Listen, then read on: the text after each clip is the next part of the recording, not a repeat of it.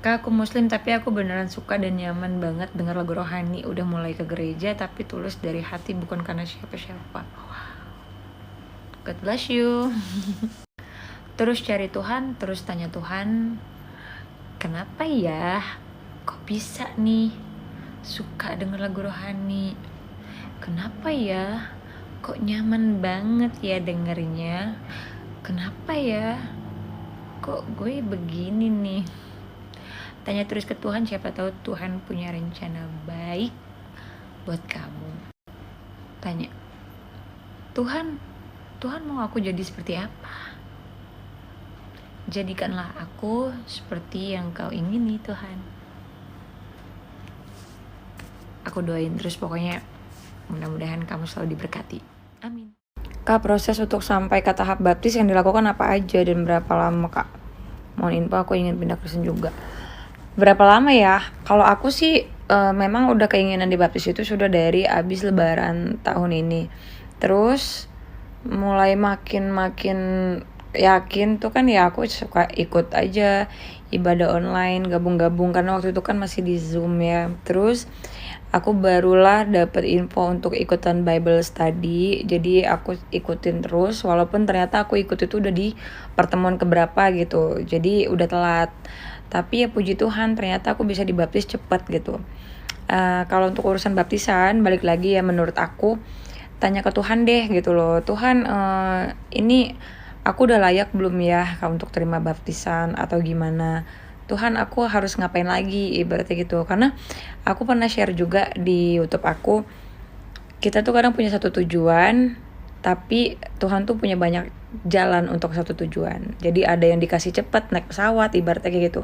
Ada yang memang dia harus mungkin lewat darat atau lautan gitu. Makanya tanya aja ke Tuhan, dan aku nggak bisa jawab persis ini sih. Cuman kalau kamu tanya tentang aku ya itu jawabannya. Semangat. Kak Graciela mau tanya, kakak kok waktu baptis dikasih nama baptis gitu ya? Kok aku nggak, Kak? Kenapa ya? Sebenarnya aku juga nggak dikasih nama baptis dari ininya. Aku cuma waktu itu ditanya nama baptisnya apa. Aku ditanya sama mama rohani aku kan. Terus aku tanya tuh sama admin tempat aku baptis, katanya nggak diperluin gitu loh. Jadi kayak mungkin nama baptis tuh hanya kayak di-keep di kita aja gitu loh. Nama aku tetap di surat baptisku tetap nama Nurul Intan Pratiwi gitu. Lagian aku mikir juga kalau misalkan nih ya nama baptisnya diubah, aku kayak mikir nanti di KTP gimana ya. Terus aku kan pernah cerai tuh di dulu gitu, jadi nanti kalau misalnya mau nikah lagi kan secara Kristen tuh gimana ya, kan bakalan butuh data-data tuh. Masa akte cerai aku namanya diubah juga, kan repot gitu. Jadi menurut aku nama baptis tuh ya kayak cuman kita aja gitu. Kalau ditanya orang nama baptis lo apa, ya aku bilang Graciela gitu. Nggak ditulis gitu sih nama baptisnya apa. Tapi nggak tahu kalau yang lain. Kalau aku sih kayak gitu. Saya mau banget kakak dibaptis tapi bingung kak mau jujur ke keluarga soal saya mau pindah keyakinan. Gimana ya? Ini aku nggak mau kasih solusi atau apa, tapi aku mau sharing aja ya, boleh ya? Aku mau sharing ini pengalaman aku soal jujur ke keluarga. Jadi aku awal-awal aku tuh nggak sama sekali blak bilang gitu kalau gue mau pindah agama, gue mau masuk Kristen gitu, nggak sama sekali bilang. Walaupun aku sudah beberapa kali share gitu kalau aku nyanyi lagu rohani, aku dengar lagu rohani, aku dengar khotbah rohani gitu di YouTube ya kan. Kakakku tuh beberapa kali tuh suka nanya gitu, kok lu sekarang denger lagu rohani sih, kok lu suka nge-share rohani gitu sih gitu, lu mau pindah Kristen ya? Dan gue aku waktu itu masih menyangkal gitu loh, masih yang kayak apaan sih orang suka doang, apaan sih kan kata-katanya bagus, apaan sih itu kan nggak harus orang Kristen aja yang denger gitu loh khotbah itu gitu loh, orang ini kok khotbahnya bagus, aku gituin aja. Terus aku dulu beli pernak-pernik pohon Natal kecil, mungkin kalian tahu ya, itu pun ditanya, kok lu makin kesini makin kayak gini sih, lu ini kenapa, kata kakakku, kok beli-beli pohon Natal gitu. Aku cuma bilang apaan sih orang suka kan lucu. Terus aku bilangnya gini, gue tuh pengen jualan gitu kan, udah mau Natal nih, gue pengen jualan, jadi gue pengen promosiin dan gitu. Kirain kata kakak aku kan, tapi ternyata pas ganti tahun semua berubah gitu loh, semua berubah. Terlebih abis Jumat Agung, aku ngerasa kayak gue nggak bisa sembunyiin ini semua gitu. Tapi ya itu, jadi kan udah ada kode-kode di awal, jadi mungkin nggak terlalu kaget ya gitu. Tapi sebelum aku bener-bener ngebuka diri, ya aku bener-bener ngebentuk diri dulu. Nih gue yang baru nih, udah lebih baik nih dari yang dulu nih gitu loh. Jadi kayak apa ya, perubahan yang baik itu bisa kita jadikan apa ya, kalau aku saat itu perubahanku yang lebih baik, aku jadikan itu alasan kenapa aku pilih Yesus gitu. Jadi kamu jangan bingung-bingung. Fokus ke diri kita aja dulu, biar kita bisa ngehadapin apapun nanti, rintangan, hujatan, segala macam hal yang nggak enak itu di depan. Tetap semangat ya, God bless you. Dibaptis itu bukan karena layak atau tidak, justru jangan ditunda-tunda. Menurut aku nggak gitu juga sih, karena kalau kita ini pendapat aku ya, jadi harus kalian ingat ini cuman pendapat aku. Waktu itu aku juga mikir, ada beberapa orang bilang udah jangan ditunda-tunda Zel gitu loh. Ibaratnya tuh ada yang orang ngomong gini, kita nggak tahu umur sampai kapan gitu ya kan.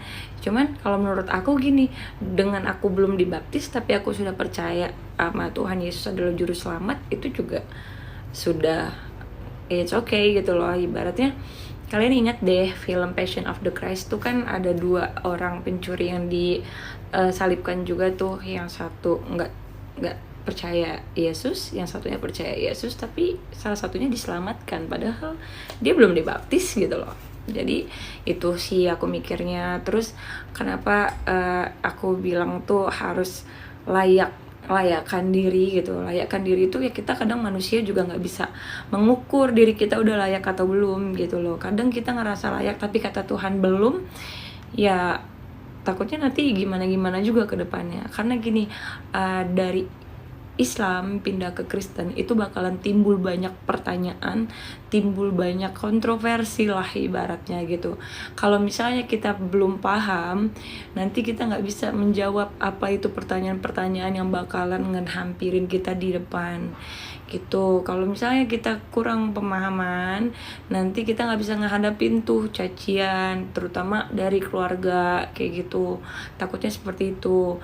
Nah kalau dibilang jangan ditunda-tunda, waktu itu aku pas baru lagi viral-viralnya deh ibaratnya ya, itu ada kok yang nawarin aku untuk ikut baptisan gitu, tapi aku nolak karena aku bilang maaf Bu, aku ngerasa kayak belum pantes gitu. Aku ngerasa kayak aku masih kurang bekal, aku belum punya bekal apa-apa nih untuk benar-benar bisa dibaptis. Aku pengen ibaratnya dimuridkan dulu gitu. Jadi aku belajar gitu, jangan asal terima baptis. Karena gini, aku pengennya menjadi pengikut Kristus, bukan sekedar Kristen. Kalau Kristen belum tentu bisa jadi pengikut Kristus. Kenapa aku bilang pengikut Kristus? Ya kalau pengikut Kristus itu kan kita ikuti apa yang diteladani dari sosok si Yesus Kristus. Gitu sih kalau menurut aku. Balik lagi itu menurut aku ya guys. Tapi kalau misalnya kalian punya anggapan yang lain, it's okay, nggak apa-apa. Kita di sini cuma sharing aja. God bless you.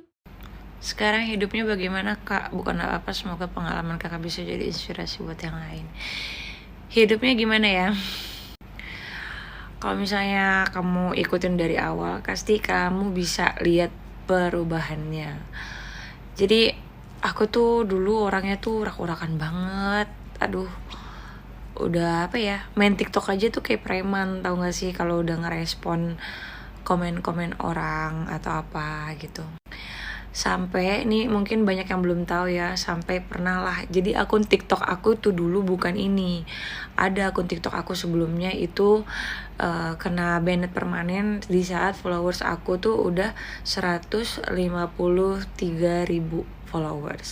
Tapi kontennya kayak gitu, konten-konten yang ya yang seru-seru gitu aja, terus lebih ngebahas soal janda sih gitu.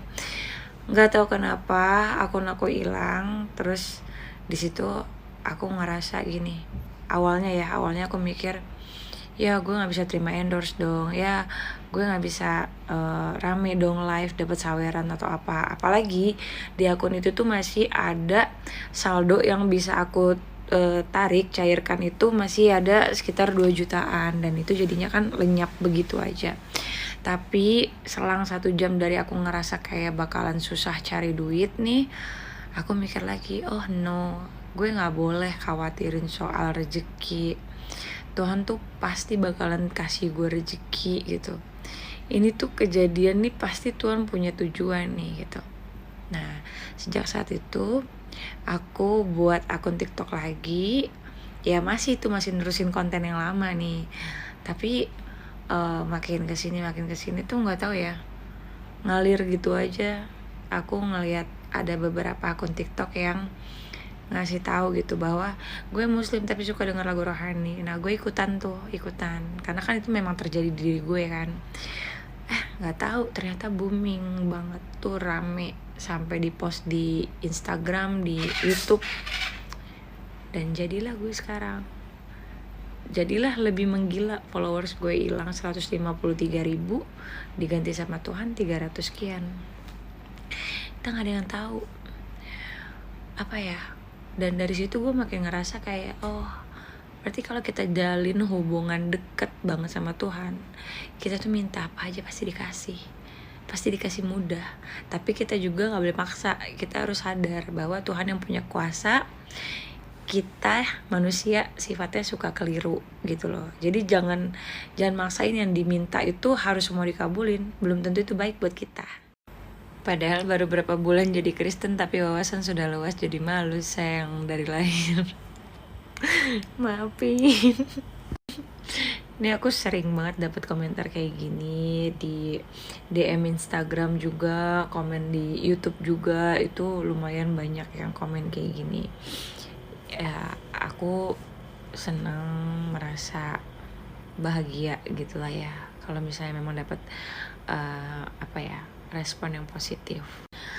Tapi aku nggak ngebanggain diri aku nih, karena kalau menurut aku nih, aku udah sering banget share kalau aku lagi live ya, soalnya suka ada juga pertanyaan kayak gini live dan aku langsung jawab. Jadi untuk ini semua menurut aku ini hanya perihal waktu. Jadi memang pemegang kunci waktu itu kan Tuhan, dan ternyata mungkin memang sudah waktunya aku tuh udah datang gitu loh. Waktunya aku untuk ingat Tuhan, waktunya aku untuk nyerahin diri aku ke Tuhan gitu loh. Waktunya aku untuk bersaksi tentang kebaikan Tuhan, ibaratnya kayak gitu. Udah waktunya aku tobat kali ya. Kalian juga pasti punya waktu itu, cuman gak tahu kapan. Nah, menurut aku kalau misalnya memang sudah sadar nih, ibaratnya kayak, wah, Zela baru jadi Kristen tapi udah begitu, gue yang Kristen dari lahir begini. Kan udah sadar tuh. Nah, kalau udah sadar, mulailah cari Tuhan. Aku gak bilang kalau aku udah baik ya, udah perfect gitu, nggak. Nobody is perfect. Yang perfect itu cuma Tuhan. Tapi ya setiap orang tuh kan harusnya sih bisa jadi lebih baik. Dengan sadarnya kita bahwa kita itu masih banyak kurangnya, ya udah perbaikin. Gimana caranya? Tanya ke Tuhan, minta ke Tuhan, atau serahin deh diri lo ke Tuhan. Ya Tuhan, aku udah capek nih sama dunia ini kayak gini. Terserah deh Tuhan, mau aku jadi apa, mau aku seperti apa. Tolong kasih yang terbaik buat aku Tuhan. Karena aku percaya Tuhan gak akan mungkin kasih aku yang jelek-jelek. Gitu. Itu adalah doa yang selalu aku ucap setiap aku mau tidur. Jadi besok bakal seperti apa walaupun masih jadi bayang-bayang, itu aku gak pernah khawatir. Udah kayak ya udah, besok bakal terjadi mungkin yang nggak sesuai sama apa yang sempat ada di pikiran aku. Ya udah, berarti emang ini yang baik bro, ibaratnya gitu loh. Yang di pikiran gue kan bisa keliru. Semangat ya kak, salam kenal. Berkat kesaksian Zela, banyak yang pindah keyakinan, puji Tuhan. Aku punya teman muslim, aku kasih pencerahan tentang Kristen dikira ngejek atau berdebat, nggak ada habisnya. Terima kasih kalau ternyata mungkin banyak yang percaya Tuhan Yesus karena kesaksian aku. Puji Tuhan, semua terjadi atas izin Tuhan. Tapi ini aku gak menyalahkan ya dengan cara kamu memberikan pencerahan kepada teman yang muslim. Karena gini, kita tuh gak bisa memaksa seseorang untuk ikut paham dengan apa yang kita pahamin, yang pertama. Terus kita juga tidak bisa mengintimidasi apa yang mereka yakini dari awal. Mungkin sejak lahir memang sudah terlahir muslim, kita gak bisa mengintimidasi apa yang memang mereka sudah pelajari gitu. Itu kenapa aku tuh nggak pernah sama sekali nggak pernah ngedoktrin orang untuk lu masuk Kristen dong. Walaupun banyak orang yang curhat di DM aku, bahkan curhat ke email aku, cerita kalau mereka tuh pengen masuk Kristen gitu, mereka sama seperti aku gitu. Aku tuh selalu meluruskan dulu, kenapa, apa sebab awalnya. Karena banyak banget orang yang ternyata pindah keyakinan itu karena untuk menarik pasangannya, karena udah sayang banget sama pasangannya tapi beda agama, terus dia kayak ya mengorbankan itu gitu. Kita nggak tahu gitu kan, tapi ya kita juga nggak bisa mengintimidasi gitu. Barangkali memang sudah ada panggilan, tapi nggak boleh kita mau ngasih pencerahan orang yang telinganya tidak butuh pencerahan gitu loh, ngerti nggak? Jadi kalau orang yang kamu tuju itu tidak memang bersedia membuka telinga dan pikirannya untuk menerima pencerahan atau pengetahuan tentang agama Kristen, itu gak usah kamu lakuin. Karena kan percuma, ujung-ujungnya debat. Nanti kamu malah dikira kayak sok paling tahu. Kita juga nih yang Kristen berpikir yang teman kita yang muslim sok paling tahu gitu loh. Jadi jangan kayak gitu, biarin aja gitu loh. Nggak perlu kita kasih pencerahan deh, kita cukup sharing aja. Apa sih yang kita dapat, apa sih yang kita pelajarin, gimana sih kebaikan Tuhan, gimana sih penyertaan Tuhan buat diri kita. Kita tunjukin aja di diri kitanya nih, oh dia berubah banget ya sekarang ikut Tuhan tuh jadi begini orangnya. Jadi orang bakal penasaran sendiri ya, setenang itu guys. Oke, Tuhan berkati. Bingung mau izin ke orang tua gimana kalau selama ini suka ikut ibadah diem-diem dan tanggal 28 ada baptisan.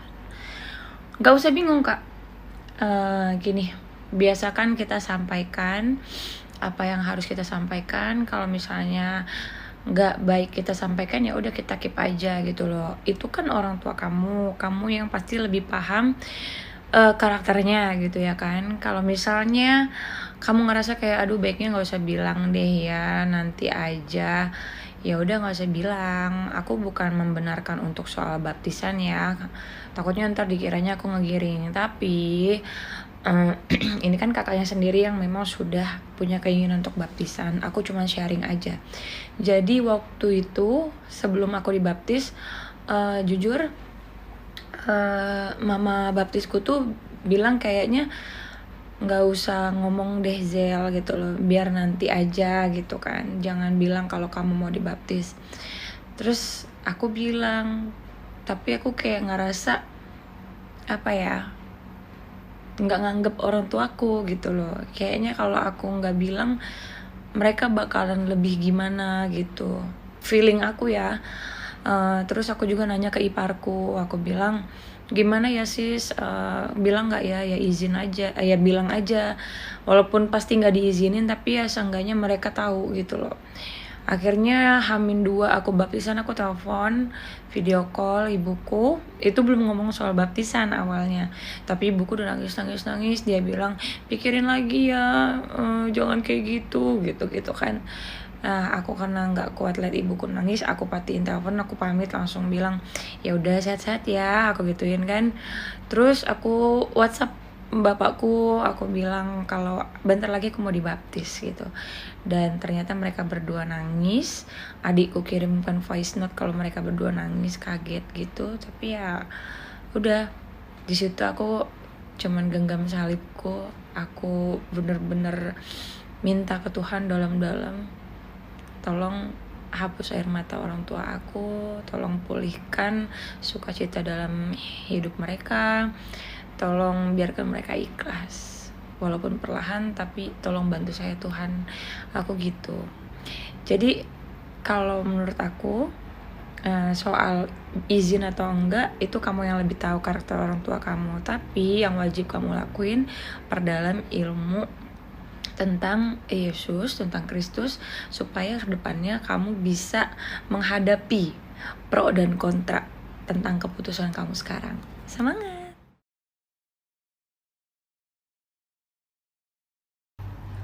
Terima kasih untuk tidak seperti orang yang keluar dari keyakinan lama dan menjelekkan keyakinan lama. Terima kasih kembali. Puji Tuhan aku nggak pernah sama sekali menjelekkan keyakinan aku yang lama. Boleh dicek di YouTube aku, atau mungkin aku kalau lagi live kan aku ceplas tapi aku nggak pernah sama sekali gitu. Walaupun banyak banget komentar yang ngegiring nih, kayak misalkan ya contoh, itu kan suka ada yang komen ini ya mbaknya nggak mau dipoligami ya, kalau di sebelah kan dipoligami gitu. Aku lebih baik nggak usah aku tanggapin gitu loh. Bahkan ada juga tuh yang ngehina-hina. Kemarin ada yang komen nanya gini, kak hijab bekas kakak buat aku aja dong gitu kan, udah nggak kakak pakai, dibilang gitu. Aku jawab udah aku kasih ke temenku, aku bilang kayak gitu. Terus ada yang komen tuh, beli, woi dasar minta-minta kayak gitu. Mungkin yang komen itu Kristen ya gitu loh. Jadi apa ya, bahasanya tuh kayak ngatain gitu loh, ngatain si mbak yang meminta hijabku ini gitu loh. Itu aku tegur, aku bilang kok jahat banget sih komennya, dia kan cuma ngomong kayak gitu, nggak ngerugiin kamu gitu loh, kenapa dijawabnya kayak gitu. Aku bilang kayak gitu, aku kesel sih sama kayak gitu. Makanya sebenarnya gini, kita nggak bisa bilang juga ya, ini untuk teman-teman aku yang Islam, orang Kristen juga masih ada kok yang buruk gitu loh. Ya Islam juga ada yang buruk gitu, tapi orangnya bukan agamanya gitu. Karena aku juga pernah tuh waktu awal-awal tuh ada yang ngatain aku, bilang kayak gini, Allah pengen viral ngebahas agama gini-gini. Tapi aku lihat nama dia itu nama orang Kristen banget lah gitu. Aku lihat postingannya juga gitu. Maaf ya kak, saya nggak suka kakak tuh kalau nge-up konten tuh kayak ngejual agama, ngomong kayak gitu. Itu aku sempat sakit hati, aku sedih gitu, aku nangis. Maksudnya gini, kalau yang ngomong kayak gitu orang Islam kan mungkin ya aku bisa terimanya, ya dia karena nggak ngerasain yang gue rasain, dia nggak ngerti gitu kan, dia nggak paham. Tapi dia ngomong orang Kristen gitu, jadi kayak yang ih kok gini sih, kok malah orang Kristen nyerang gue kayak gini, emang gue salah apa? Nah, aku ada sempat dulu tuh sering banget istirahat ngepost di Instagram atau di TikTok karena mood aku nggak karuan kan. Tapi teman-teman yang lain tuh nguatin, Zel kamu harus tahu orang Kristen tuh juga nggak semuanya baik gitu, ada yang buruk. Tapi ya udah terus aja ikutin apa yang hati Zela mau lakuin kayak gitu. Salam Tuhan. Tapi kak aku suka lagu rohani tapi malah dibully, dan sekarang pun aku suka ke gereja, diterima bagus di gereja. Aku juga pernah dibully. Jadi waktu itu aku kan suka jadi model foto katalog gitu di salah satu toko baju ya. Itu memang yang punya tokonya aku kenal. Terus udah beberapa kali project foto, dan fotografernya tuh kan kenal tuh karena yang itu aja fotografernya. Terus mereka kan follow-followan sama aku di Instagram. Aku sering nge-up tentang rohani, nyanyi lagu rohani dan segala macem. Terus waktu lagi photoshoot, kita kan biasalah pakai lagu biar lebih enjoy gitu. Udah gitu diledekin tuh aku gini, lagu rohani ya Zel, lu nih apa sih, pokoknya dikatain gitu sih, kayak agak menyinggung. Terus Dari situ kayak aku haha, aku bawa asik aja gitu, ketawain. Tapi di luar dari itu kan aku tahu oh mereka orangnya begitu ya gitu. Akhirnya aku blok. Kan udah beres juga tuh kerjaan. Ya udah aku blok. Kayak apa ya? What? Ngapain sih aku pelihara diri temenan sama orang yang seperti itu gitu loh.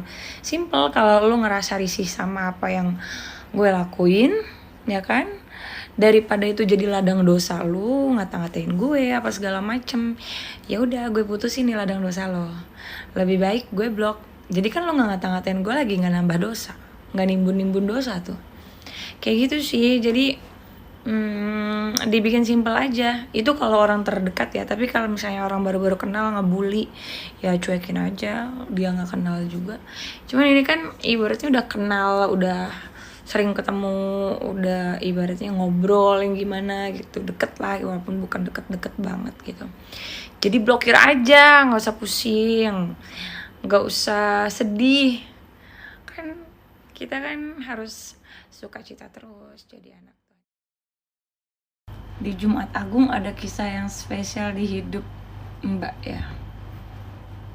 Ada banget. Jadi aku kan memang sudah suka lagu rohani dan denger khotbah rohani, terus juga memang suka live nyanyi lagu rohani itu dari akhir tahun lalu. Terus Jumat Agung, waktu Jumat Agung malamnya itu aku kebetulan lagi live, terus nyanyi dan aku tuh tanya, aku dulu tuh sering nanya sama followersku sama yang nonton tuh, Jumat Agung itu apa sih? Terus nanya-nanya lah pokoknya kayak, oh Jumat Agung tuh emang tanggal berapa? Kenapa? Terus kayak Paskah itu apa gitu-gitu loh. Aku suka tanya-tanya kayak gitu. Terus beberapa viewersku itu ngasih info kan.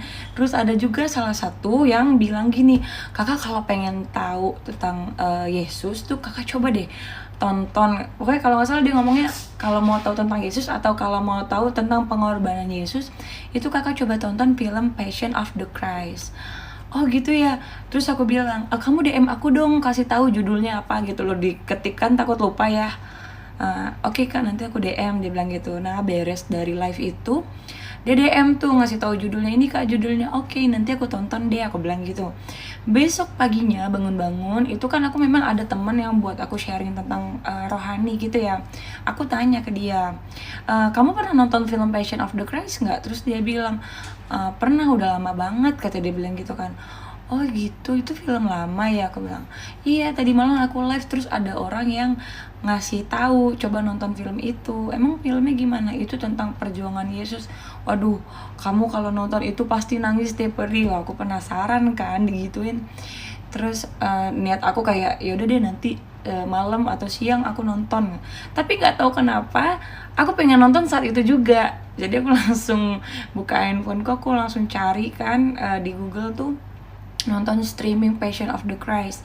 Aku tonton langsung yang pedih banget. Dan di situ aku ngambil kesimpulan, oh gini ya yang apa, ibaratnya aku ngerasanya mungkin nih, maaf ya, aku ngerasanya umat Kristen itu masuk banget nih sama ajaran-ajaran yang dikasih tahu Tuhan lewat firman Tuhan itu, lewat Alkitab.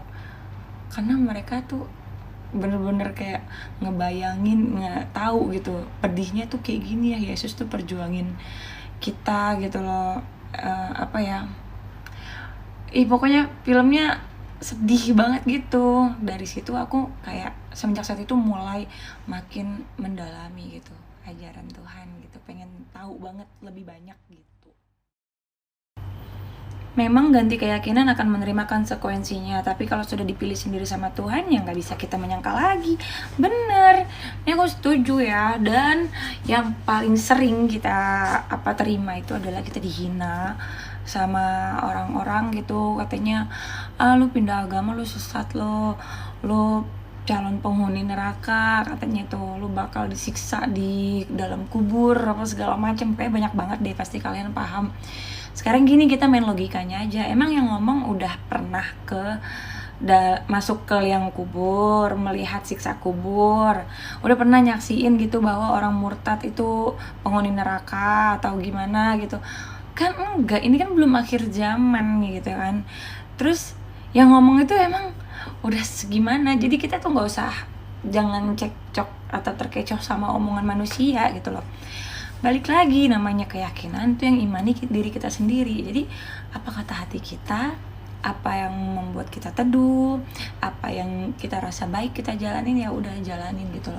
Karena pada dasarnya semua agama kan ngajarinnya kebaikan gitu loh. Kalau misalnya kita ngelihat sifat yang kurang baik dari beberapa orang yang beragama, ya itu bukan salah agamanya, tapi memang pribadi merekanya lagi gitu loh. Makanya kita harus bisa tunjukin, oh ini agama yang gue pilih nih, gue harus menjadi orang yang lebih baik ya. Kita nggak usah nuntut lah kita jadi yang paling baik gitu loh, karena kita nggak bisa sempurna gitu, tapi kita bisa tunjukkan kita lebih baik. Karena kan beberapa orang kan pasti tahu dulu kita seperti apa, sekarang kita seperti apa. Jadi fokusnya ke situ aja, memperbaiki diri gitu, untuk membuktikan bahwa apa yang ajaran yang kita terima itu dampaknya baik buat kita gitu. Makanya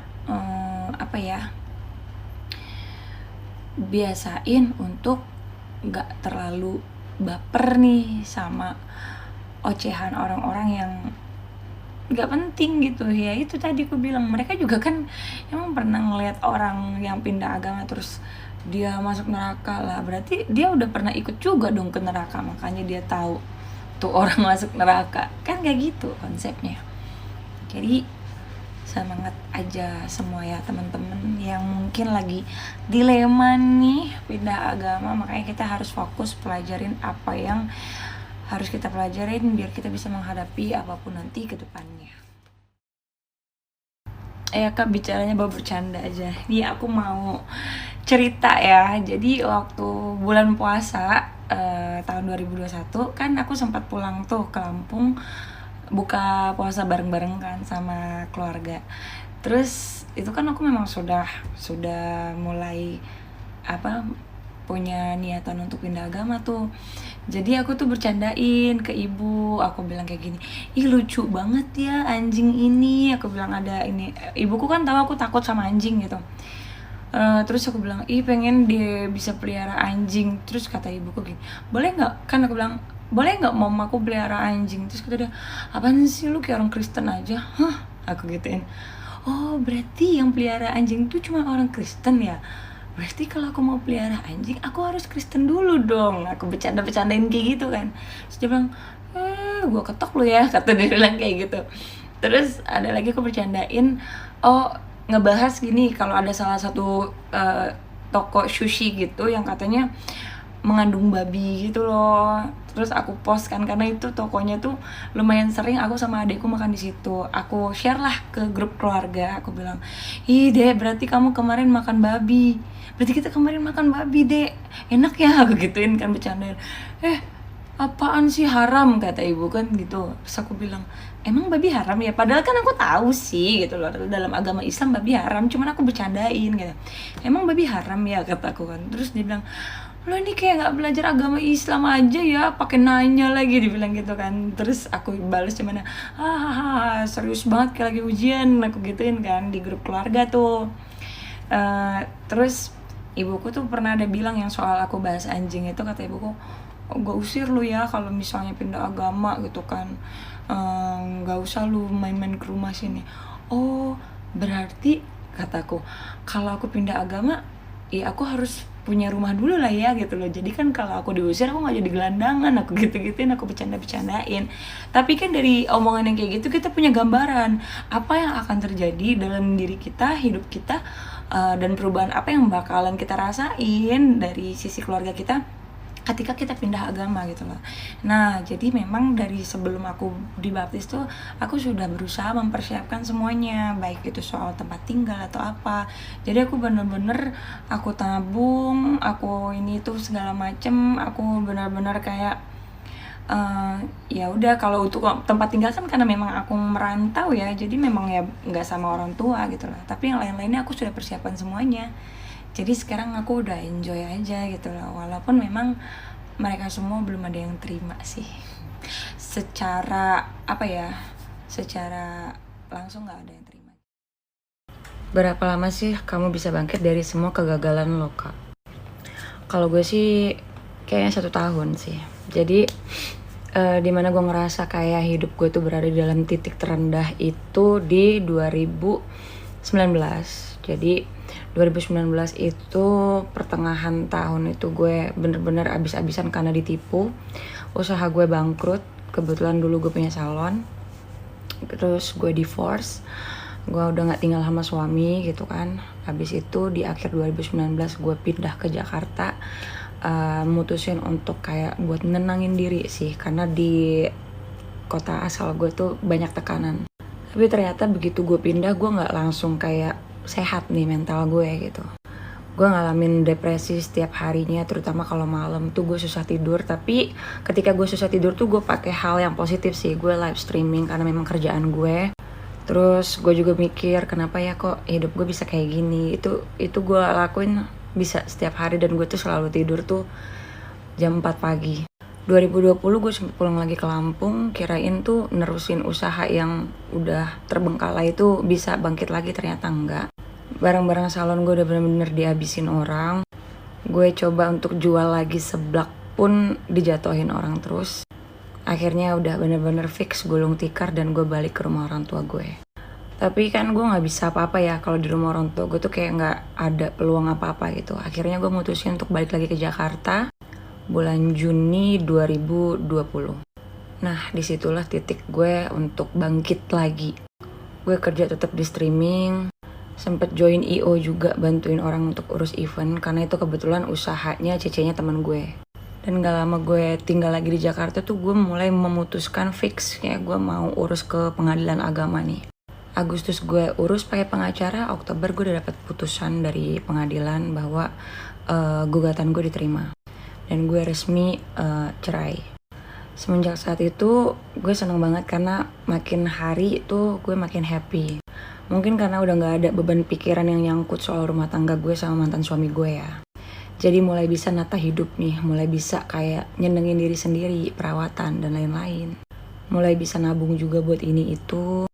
Mulai bisa nyicil lagi juga urusan bank, karena dulu sertifikat rumah gue tuh gue gak ada di bank. Mulai bisa cicil juga ke member-member arisan yang nagih-nagih tanggung jawab ke gue, walaupun gak banyak. Akhir tahun 2020, mulai kenal Tuhan Yesus. Dan di akhir 2020, gue berdoa ke Tuhan saat itu. Gue berharap 2021 gue mulai mengalami pemulihan. Puji Tuhan, doa gue dikabulkan. Gue mengalami semua apa itu penyertaan Tuhan. Thanks God. Kak, butuh berapa lama untuk kita dibaptis? Semoga dijawab ya. Butuh berapa lama itu sebenarnya waktu Tuhan sih ya. Aku dulu mulai tertarik itu di November 2020, 2021 mulai makin rajin dengar khotbah dan lagu rohani. Aku mulai ikut ibadah online by Zoom itu Juli. Agustus aku Bible study. September aku baptis. Jadi kalau menurut aku ya, gak ada patokan kalau pindah ke Protestan ya. Tapi semua itu tanya sama Tuhan gitu loh. Jadi tanya sama Tuhan dan minta sama Tuhan biar Tuhan bener-bener sanggupin gitu loh. Jadi Tuhan yang kasih bekal ilmu buat kamu biar kamu bisa siap. Gak cuma jadi Kristen nih, gak cuma pindah agama, ganti status, tapi kamu jadi pengikut Kristus, yang artinya kamu mengikuti teladan yang diajarkan oleh Kristus. Semangat. Kak, gimana KTP dan kartu keluarga? Belum ada yang diubah. Kebetulan kan kalau mau urus aku harus balik dulu ke Lampung. Kemarin sih udah ada omongan mau minta bantu coba urus ke Capil ya. Jadi tapi belum tahu deh. Belum aku tanya lagi gitu. Buat ngubah agama kan, soalnya kalau untuk ngubah nama sih kayaknya nggak perlu sih itu. Karena di surat baptisku juga namanya tetap nama